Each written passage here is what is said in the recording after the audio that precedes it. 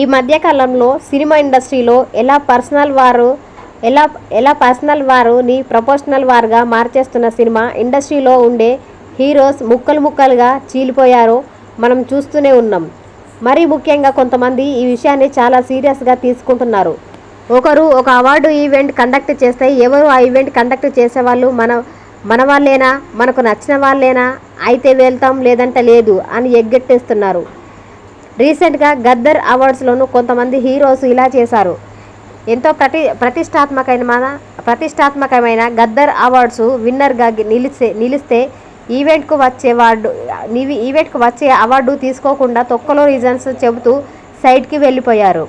Award ఈవెంట్స్కి రాలేదు. దీని పట్ల దిల్ రాజు సీరియస్ అయ్యారు. గద్దర్ అవార్డు వేడుకలో సినీ స్టార్స్ పాల్గొని సందడి చేసినందుకు థ్యాంక్స్ చెప్తూనే ఎవరైతే అవార్డు తీసుకోవడానికి రాలేదో వాళ్ళకి ఇచ్చి పడేశారు. రీసెంట్గా దిల్ రాజు ప్రెస్ మీట్ పెట్టారు. అందరికీ ఓ రేంజ్లో ఘాటుగానే ఇచ్చి పడేశారు. తెలంగాణ ప్రభుత్వం ఎంతో ప్రతిష్టాత్మకంగా ఇచ్చిన గద్దర్ అవార్డ్స్ ఈవెంట్కి కొంతమంది అవార్డు గెలుచుకున్న వాళ్ళు కూడా రాకుండా వాళ్ళ తరపున ప్రతినిధులు వచ్చి అవార్డ్స్ తీసుకోవడం పట్ల దిల్ రాజు అసంతృప్తి వ్యక్తం చేశారు. పురస్కారం అందుకోవాల్సిన వాళ్ళు ఎక్కడ ఉన్నా సరే డైరీలో డైట్ నోట్